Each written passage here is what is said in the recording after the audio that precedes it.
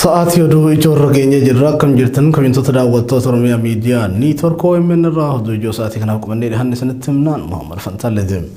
Shororkeessitoonni Amaaraa godina Horroo Guduruu Wallaggaa aanaa Abee Dongoroo ganda Daabbis jedhamu guutumaan guututti barbadeessuu jiraattonni himan.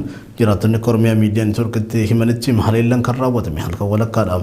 Yeroo ammaa kana jiraattonni qe'ee fi qabeenya isaanirraa buqqa'uu fi lubbuun nama afurii darbuu himanii jiru. Ajjeechaan suukanneessaa ta'e humnoota hidhatan kanaan isaanirra dhaqqabaa jiraachuu himachuun qonnaan bultoonni Oromoo badii tokko malee qabeenya horatanii fi lafa ofirratti ajjeefamaa jiraachuu dubbatu. Ana amurutti haleellaan humnoonni shororkeessitoota Amaaraa dhaqqabsiisaa turan yeroof dhaabbatee turus torbaan kana deebi'ee eegaluun lubbuun namaa darbuu jiraattonni Oromiyaa Miidiyaa Niitworkitti himan. Dengiddarraa eegalee ana amuruu ganda Goobuu Sarbaa jedhamu keessatti haleellaa humnoonni kunneen irra deebiin raawwatanii lubbuun nama afurii darbuu fi manneen 40 gubachuu jiraattotaatu nutti hime. Namoota ajjeefan gidduutti dubartoonni lamaa fi daa'imni umrii 5 akka argaman kan himan jiraattonni ganda Goobuu Sarbaa qabeenyi hawaasaa hedduun humnoota kanaan saamamuu fi abiddaan mancaafamuu simanii jiru.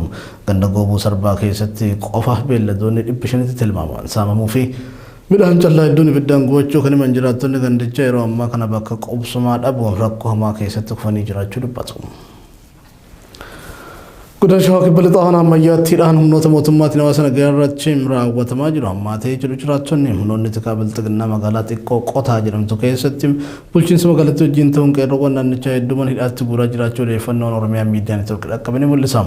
Waduma wal fakkaatuun aanaa sulultaa magaalaa Darbaa jedhamu keessatti milishaa fi humna addaa Oromiyaa ijoollee keessatti bosona jiru jechuun yoo xiqqaatti jiraattota nagaa namoota 25 ol ukkaamsanii hidhuu jiraatan himanii jiru.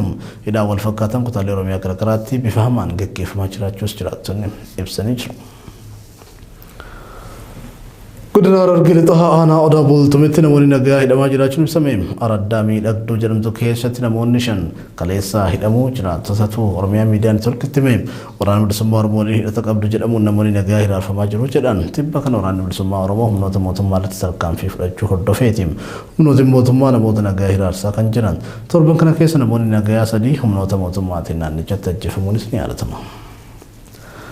Daawwattoota keenya gaaduun ijoon sa'aatii kanaaf qabannee dhiyaanne kana fakkaataa bal'ina oduu keenyatiin galgala walitti deebina hangasitti fayyaa argadhaa.